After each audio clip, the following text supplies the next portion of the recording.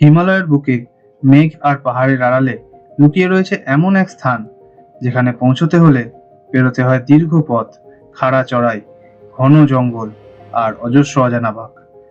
যেখানে আকাশে বাতাসে প্রতিটা ধূলিকণায় বিরাজ করেন স্বয়ং মহাদেব। আজ আমাদের গন্তব্য হতে চলেছে সেই স্বর্গীয় স্থানে, যার নাম মধমহেশ্বর বা মধ্য মহেশ্বর।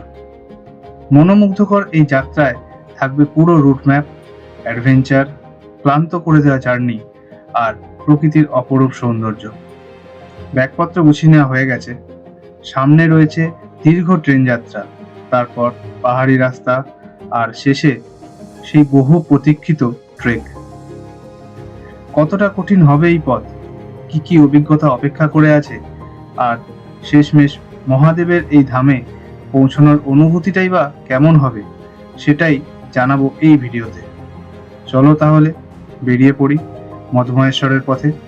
হর হর মহাদেব।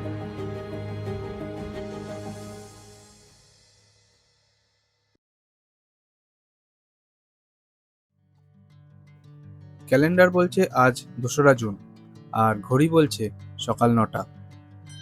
সকাল সকাল মায়ের কথা শুনে চলে এসেছি বজরংবলীর পুজো দিতে, কারণ কিছুক্ষণ পরেই আমি বেরিয়ে পড়ব আমার জীবনের প্রথম ট্রেকের জন্য। হ্যাঁ, এবার আমার গন্তব্য মধমহেশ্বর। হাওড়া থেকে দুপুর 1টায় ট্রেন 13035 আপ উপাসনা এক্সপ্রেস। তাই ব্যাগপত্র কাঁধে নিয়ে বেরিয়ে পড়লাম বাড়ি থেকে। তো ঘড়িতে সময় হয়ে গেছে অলমোস্ট 12টা, আর আমার ট্রেন রয়েছে দুপুর 1টায়, তো উপাসনা এক্সপ্রেস। সেখান থেকে যাব আজকে গন্তব্য আমাদের হরিদ্বার। হরিদ্বার থেকে কোথায় যাব না যাব তো এতক্ষণে টাইটেল থাম্বনেল দেখে বুঝেই গেছে।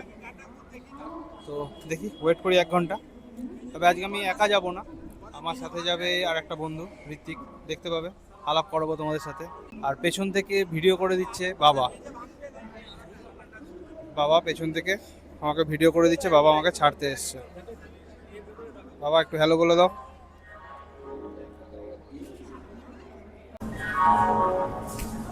সময় বলছে 12টা 35, আর আমাদের গাড়ি দিয়ে দিয়েছে 13035 আপ উপাসনা এক্সপ্রেস। আর আমাদের আজকের গন্তব্য যেমন বলেছিলাম হরিদ্বার। আর আমার সঙ্গে রয়েছে ঋত্বিক, ওকে তোমরা আমার আগের ব্লগে দেখেছো বাইক রাইডগুলোতে। তো ভাই সব ওকে? দেখ, আমাদের ছাড়তে বাবা মা, আমার বাবা, ওর বাবা মা দুজনেই এসছে। তো S1 কোচে সিট পড়েছে, অনেকটা হাঁটতে হবে।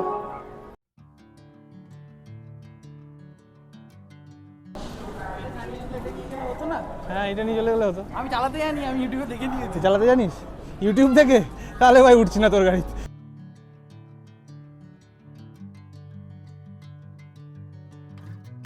পাক্কা একটাই গাড়ি ছেড়ে দিল আমাদের। ভাই টাটা করে দিয়েছিস? টাটা, একদম টাটা। চলো ভাই, happy journey. Happy journey, happy journey. Happy journey. শহরের ইট পাথরের জঙ্গল ছেড়ে আমাদের ট্রেন নিজের গতিতে এগিয়ে চলল হরিদ্বারের দিকে। বিস্তীর্ণ সবুজ মাঠ, নদী নালা, অস্ত যাওয়া সূর্য, সবকিছু দেখতে দেখতে ট্রেন যখন পাটনা ঢুকলো, তখন ঘড়ির কাঁটা বলছে রাত 9:15। তো ঘড়িতে সময় হয়ে গেছে 9:15, আর এখন পাটনায় রয়েছি। বিফোর টাইম ঢুকিয়ে দিয়েছে ট্রেনটা। এখনো অবধি খুব ভালো এসেছে গাড়িটা, কিন্তু পাটনাতে স্টেশনে যা অবস্থা, জেনারেল ডিব্বাতে তাকানো যাচ্ছে না, এরকম অবস্থা। মানে কী করে মানুষজন যাচ্ছে সেটাই বুঝতে পারছি না। তাও এখনও স্লিপারে সেরকম ভিড় হয়নি, যথেষ্ট ভালো আছি। আরএসি সিট পেয়েছি, যথেষ্ট জানলার ধারে বসে বসে হাওয়া খেতে খেতে যাচ্ছি। আমি আর ভাই দুজন মিলে এখন ভিডিও করছে আমার জন্য, কিন্তু যথেষ্ট আরামে যাচ্ছি হিসাব মতো। একটা সিট পেয়ে গেলে খুব ভালো হতো, আর কি করা যাবে, কিছু করার নেই। তো ট্রেনটা ছাড়লে দেখি কিছু একটু পেট পুজোর ব্যবস্থা করতে হবে। তো এখন বাজছে রাত 11:19, মানে 11টা 11:30 প্রায় বেজেই গেছে, ঠিক আছে। তো এই জাস্ট এখন ঢুকলো কোন স্টেশন, বক্সার। তো আমাদের ডিনারও ছাড়া হয়ে গেছে, ঠিক আছে। তো কী ডিনার সারলাম সেটা আমি বলবো না, সেটা রৌনক দা মানে আমার গাইডই বলবে। সরি, গাইড নয়, আমার মেন্টরই বলবে। নাও মেন্টর মেন্টর তুমি মেন্টর মেন্টস বল, আমি সবসময় চিল চিল আইডিয়া দিই সেটা বল। হ্যাঁ ডিনার করলাম প্লেন ছাতুর জল, একদম পাতলা করে ছাতু করলাম, সুরুত করে খেয়ে নিলাম। রাত্রিরে পেট ঠান্ডা, শরীর ঠান্ডা, সমস্ত কিছু ঠান্ডা, কোনো চাপ নেই। সকালবেলা কোনো চাপ হবে না আশা করছি। তো দেখা যাক গাড়ি কখন পৌঁছায় আমাদের। কালকে বিকেল 3:50 টাইম, এখনও অবধি গাড়ি 45 মিনিট লেট। জানলার ধারে সিট, হেডফোনে প্রিয় গান, আর রাতের আকাশে মায়াবী চাঁদের আলো দেখতে দেখতে কখন যে বারাণসী পৌঁছে গেলাম খেয়ালই করিনি। তবে বারাণসী স্টেশনের আগে গঙ্গার রূপ জাস্ট পাগল করে দিয়েছে আমাদের।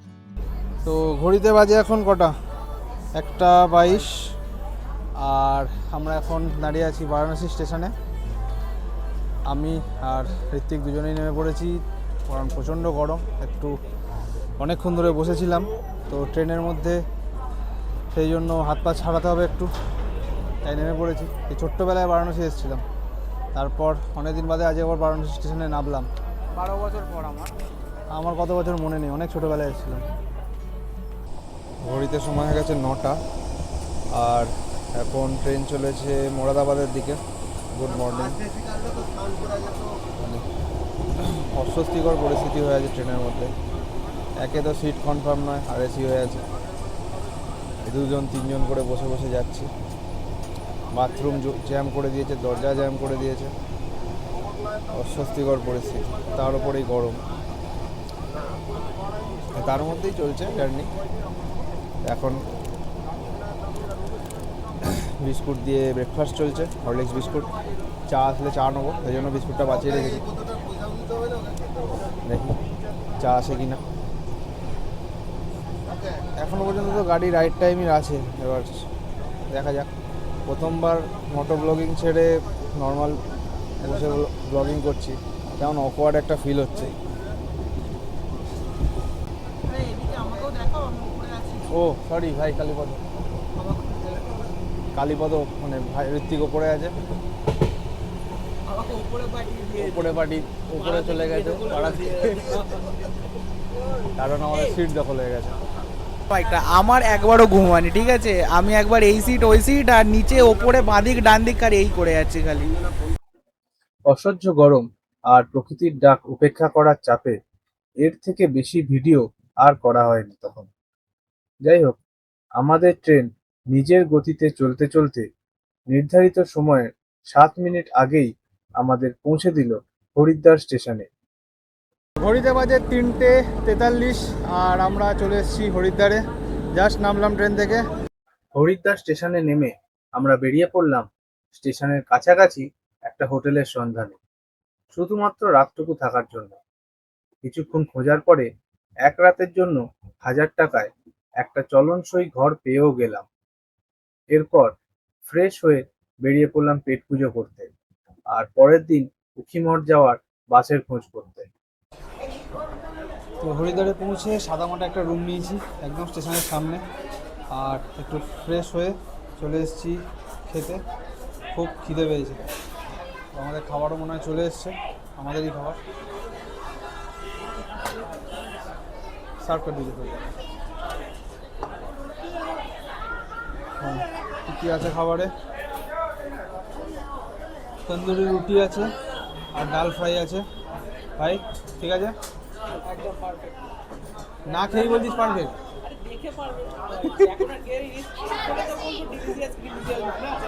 ডাল ফ্রাই চলে এসছে, চামচ আছে, একটা চামচের টেস্ট করে নিই। তো এই চামচ, এই যে রাখ দেখা যাচ্ছে, আর বাকিটা যদি দেখি এইখানে মোটামুটি এতটা মতো গ্যাপ আছে।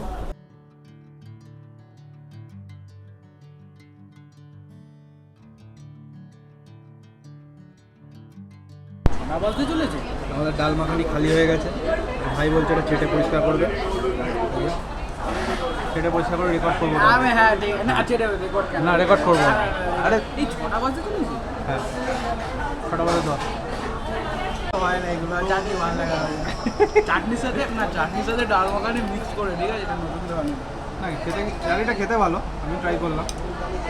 সেই ও বললাম এখানের মশলা আলাদা টেস্ট আছে। আর এটা না ওটা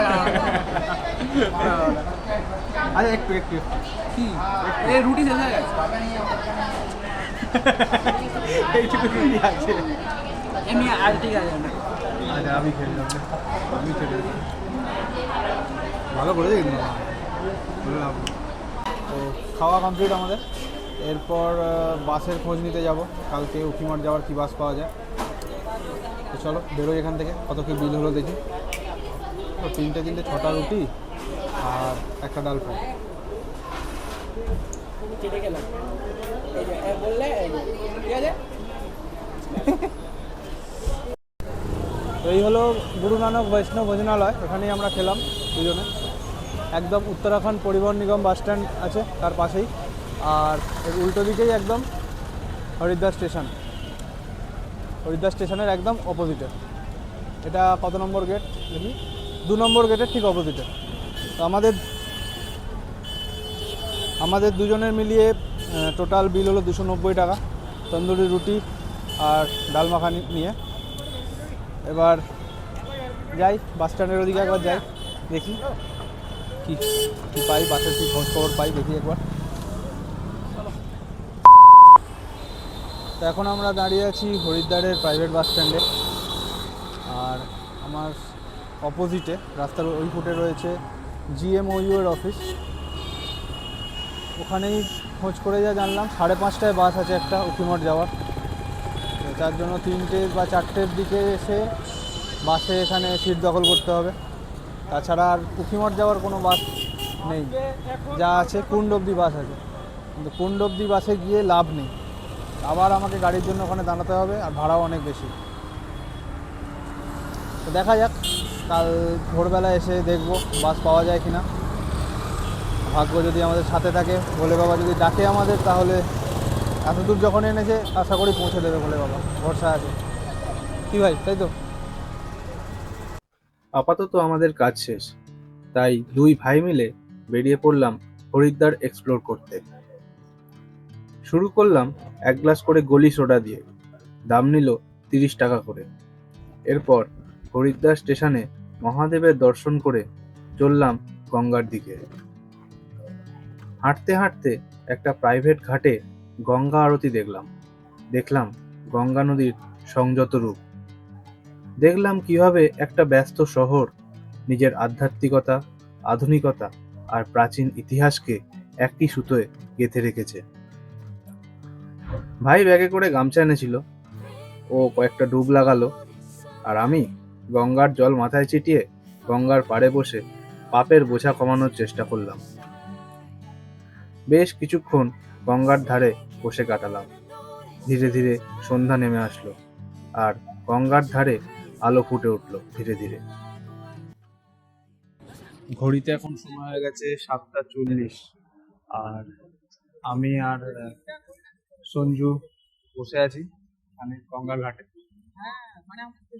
প্রায় আধ ঘন্টার ওপর হয়ে গেল এক জায়গায় চুপ করে বসে আছি। লিটারালি গঙ্গা সামনে দিয়ে এরকম ভাবে বয়ে যাচ্ছে। আমি এতদিন পর হরিদ্বারে এলাম, মানে কেমন একটা অদ্ভুত টাইপের ফিলিংস হচ্ছে, কিছু বলার ভাষা নেই আমার। এইরকম অদ্ভুত টাইপের ফিলিংস আমার হয়নি অনেকদিন। খাওয়া তো ওই দুপুরবেলা এসে আগে খেলাম। জাস্ট সন্ধে নেমেছে কিছুক্ষণ হলো। গঙ্গার ধারের যে আশ্রমগুলো বা বিল্ডিং গুলো রয়েছে, আলো জ্বলছে, কি যে অপূর্ব লাগছে না। ওইদিকে সোজা মনসা পাহাড় মনে হয় খুব সম্ভবত দেখা যাচ্ছে, আর সোজা ওই ত্রিশূলটা দারুণ লাগছে। কিন্তু অগত্যা উঠতে হবে আমাদের, কারণ কালকে ভোরবেলা 4টের সময় বাস স্ট্যান্ডে যেতে হবে। 5:30টায় বাস। যতটা তাড়াতাড়ি পারা যায় আগে গিয়ে পৌঁছে সিট জোগাড় করতে হবে, নাহলে বাসে হয়তো জায়গাও পাবো না, বা বাসও নাও পেতে পারি। তাই উঠে পড়বো এবার, আর বসবো না।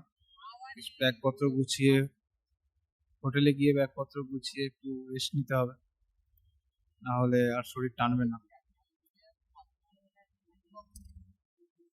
যাই, হোটেলের দিকে যাই আস্তে আস্তে। মনটা শান্ত হয়ে গেল, আর সঙ্গে সঙ্গে উদাসও হয়ে গেল। এত দূর অবধি যদি ভিডিওটা দেখে থাকো আর তোমাদের ভালো লেগে থাকে, তাহলে ভিডিওটা লাইক করে চ্যানেলটা সাবস্ক্রাইব করে দিও। এই সিরিজের পরের ভিডিওগুলো যত তাড়াতাড়ি সম্ভব দেওয়ার চেষ্টা করব। আজ তবে এই পর্যন্তই থাক। পরের ভিডিওতে তোমরা দেখবে হরিদ্বার থেকে উখিমঠ হয়ে গন্ধার অবধি যাওয়ার গল্প। চলো তাহলে আজকের মতো গুড নাইট, আবার দেখা হচ্ছে পরের ভিডিওতে।